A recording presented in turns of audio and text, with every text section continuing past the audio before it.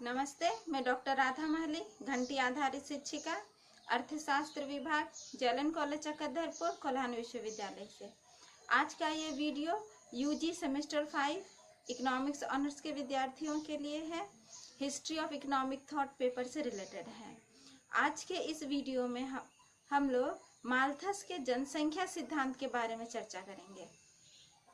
Malthus, जिनका जन्म 1766 में इंग्लैंड में हुआ था, एक साधारण कुशल परिवार में उनका जन्म हुआ था।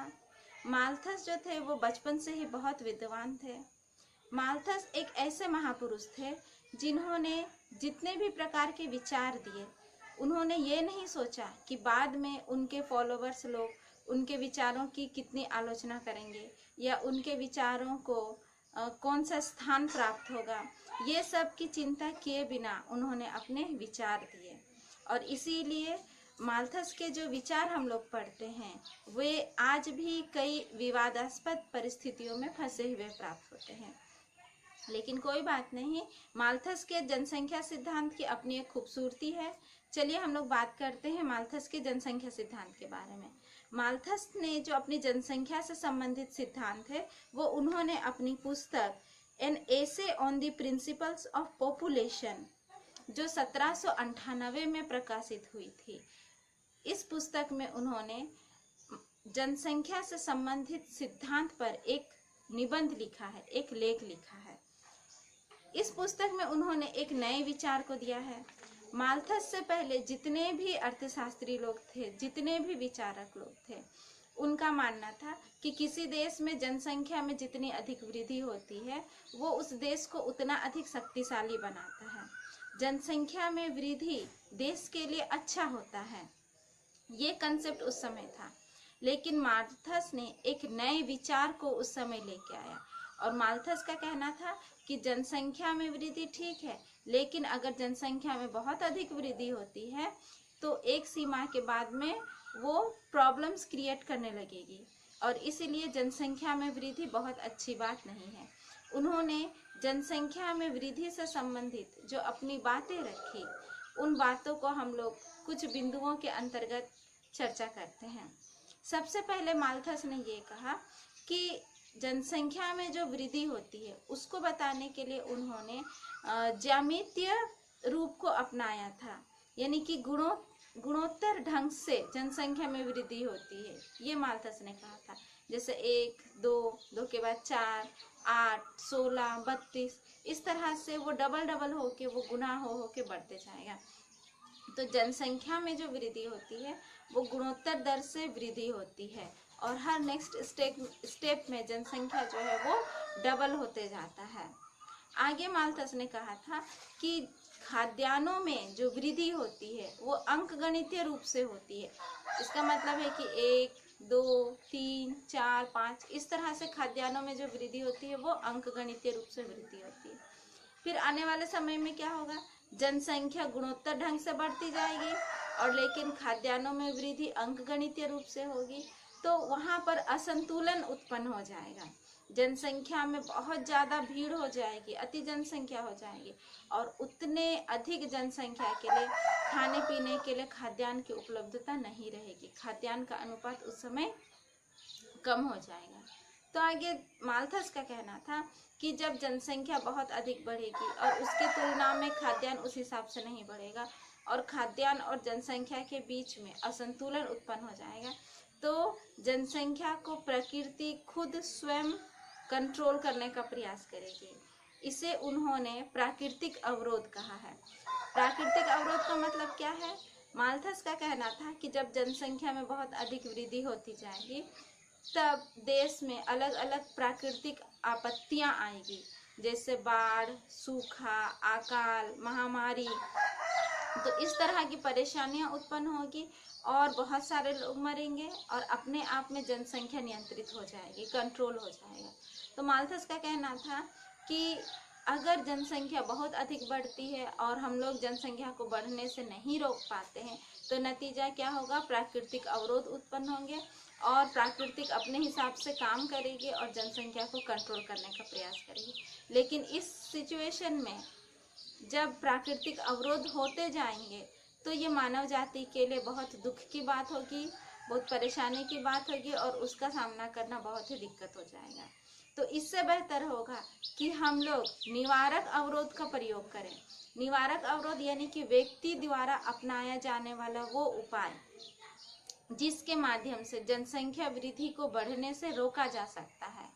तो अगर जनसंख्या बहुत अधिक बढ़ेगा ही नहीं तो प्रकृति को खुद ब खुद प्राकृतिक अवरोध लगाने का जरूरत ही नहीं पड़ेगा, लाने का जरूरत ही नहीं पड़ेगा। तो माल्थस का ये सजेशन था कि प्राकृतिक अवरोध आने से पहले ही अगर व्यक्ति जो है वो स्वयं निवारक अवरोधों को अपनाता है और जनसंख्या को बढ़ने से रोकता है तो इससे क्या हो जाएगा, इससे जनसंख्या बहुत अधिक नहीं बढ़ेगी और प्राकृतिक अवरोध आने की समस्या उत्पन्न नहीं हो पाएगी। तो जो जनसंख्या को बढ़ने से रोकने के लिए व्यक्ति को जो निवारक अवरोधों का इस्तेमाल करना चाहिए उसके संदर्भ में मार्शल ने क्या कहा था, उसके संदर्भ में मार्शल ने कहा था कि व्यक्ति को ब्रह्मचर्य का पालन करना चाहिए, नैतिक नियमों का पालन करना चाहिए, देर से विवाह करना चाहिए। तो इन सारे चीज़ों को अपना के जनसंख्या वृद्धि को कम किया जा सकता है, बहुत तेजी से जनसंख्या वृद्धि को बढ़ने नहीं दिया जा सकता है।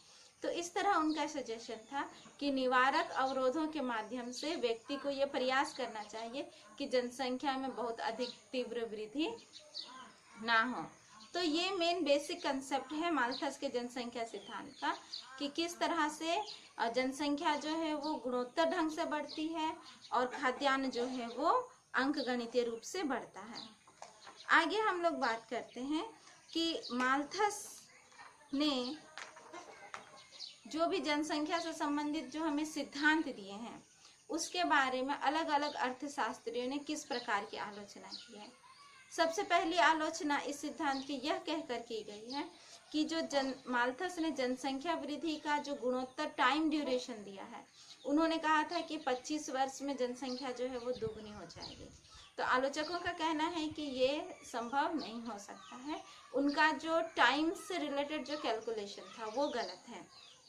जरूरी नहीं है कि 25 साल में ही जनसंख्या में वृद्धि दुगनी हो, जनसंख्या में वृद्धि दुगनी होने के लिए 25 साल से अधिक का समय लग सकता है, क्योंकि माल्थस ने जितना जनसंख्या वृद्धि दर की कल्पना की थी, धीरे धीरे समय आने पर जनसंख्या वृद्धि दर में अगर कमी हो जाती है तो उतना समय अवधि, दैट मीन्स 25 वर्ष के अवधि में जनसंख्या जो है वो डबल नहीं हो सकती है। तो ये एक आलोचना है। फिर आगे जिस तरह से उन्होंने खाद्यान्नों की जो अंकगणितीय आपूर्ति थी इसके बारे में बताया, तो इस पर भी बहुत सारे आलोचकों ने आलोचना की। उन्होंने कहा कि खाद्यान्न से संबंधित अगर हम लोग चीज़ों की बात करते हैं तो जैसा कृषि है या जो भी पेड़ पौधे हैं, तो मनुष्य जितने बड़े स्थान में रहता है उससे कई गुना बड़े स्थान में कृषि की जाती है, पेड़ पौधे लगाए जा सकते हैं। तो मनुष्यों की जो जनसंख्या में वृद्धि होती है उसकी तुलना में खाद्यान्नों की वृद्धि भी अधिक हो सकती है। आगे आलोचकों का ये भी मानना है कि जैसे मुर्गी हुए, बकरी हुए, तो ये सारे जो पशु उत्पाद है जिनको हम लोग भोजन के रूप में प्रयोग करते हैं, तो ये लोग भी तो अपनी जनसंख्या बढ़ाते हैं, तो इस तरह से इनकी संख्या भी बढ़ेगी। तो बढ़ी हुई जनसंख्या के लिए खाद्यान्नों की आपूर्ति जो है वो बढ़ सकती है, तो खाद्यान्नों की कमी नहीं होगी। आगे आलोचकों का ये कहना है कि माल्थस ने कृषि में उत्पत्ति ह्रास नियम को माना था। उन्होंने कहा था कि धीरे धीरे करके उत्पादकता जो है वो कम होने लगती है, उसमें ह्रास होने लगता है। लेकिन माल्थस ने ये नहीं ध्यान दिया था कि अगर उर्वरक का इस्तेमाल किया जाता है, बीज का इस्तेमाल किया जाता है और खेती करने के लिए आधुनिक टेक्नोलॉजी को अपनाया जाता है तो कृषि में उत्पत्ति ह्रास नियम को लागू होने से रोका जा सकता है। तो ये चीज़ पर भी उन्होंने ध्यान नहीं दिया था। आलोचकों का ये भी कहना है कि इकोनॉमी में होने वाले कई महान परिवर्तन की और भी माल्थस का ध्यान नहीं गया था। जैसे आप लोग यहाँ देख सकते हैं कि कितने नए नवीन चेंजेस हो रहे हैं, टेक्नोलॉजी में चेंजेस हो रहे हैं, नए आविष्कार हो रहे हैं और इन परिवर्तनों के चलते उत्पादकता में वृद्धि हो रही है, खाद्यान्नों की आपूर्ति में भी वृद्धि हो रही है। तो इस और माल्थस का ध्यान नहीं गया था। उन्होंने ये नहीं सोचा था कि आज जो टेक्नोलॉजी का लेवल है, आज जो व्यक्ति के ज्ञान का स्तर है, 25 साल बाद जो है वो टेक्नोलॉजी चेंज हो जाएगा, उसका नॉलेज लेवल चेंज हो जाएगा और कई तरह से इकोनॉमी में चेंजेस आएंगे। तो इन चेंजेस के बारे में उस समय माल्थस उतना ज़्यादा नहीं सोच पाया था और उतना ज़्यादा उन्होंने ध्यान भी नहीं दिया था।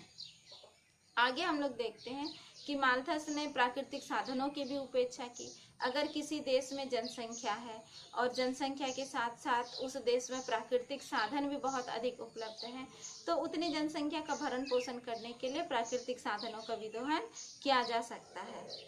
और जैसे कि हम लोग आगे और भी बात करेंगे कि जब प्राकृतिक साधनों का प्रयोग होता है और व्यक्ति का इनकम लेवल बढ़ने लगता है, तो अपने आप ही जनसंख्या वृद्धि जो है वो कम होने लग जाती है। क्योंकि जब एक व्यक्ति का इकोनॉमिकल लेवल बढ़ता है, इकोनॉमिकल कंडीशन उसकी अच्छी होती है, वो अपना लिविंग और स्टैंडर्ड को ऊपर ले जाता है, तो वो जनसंख्या को कम करता है, यानी कि बच्चों की उत्पत्ति को कम करता है।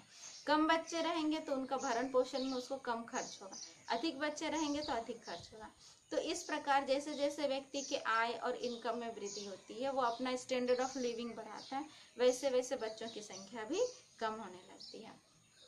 तो इस प्रकार हम लोगों ने देखा कि माल्थस ने जनसंख्या से संबंधित अपने सिद्धांत में क्या कहा, किस प्रकार उसकी व्याख्या की और उनके सिद्धांत को लेके अलग अलग आलोचकों ने किस प्रकार की आलोचना की। तो आप भी अपनी किताब में माल्थस के जनसंख्या सिद्धांत को आप बढ़िया से पढ़िएगा और भी अच्छा एक्सप्लेनेशन आपको वहाँ पर जरूर मिलेगा। तो आज के वीडियो के लिए इतना ही, तब तक के लिए धन्यवाद।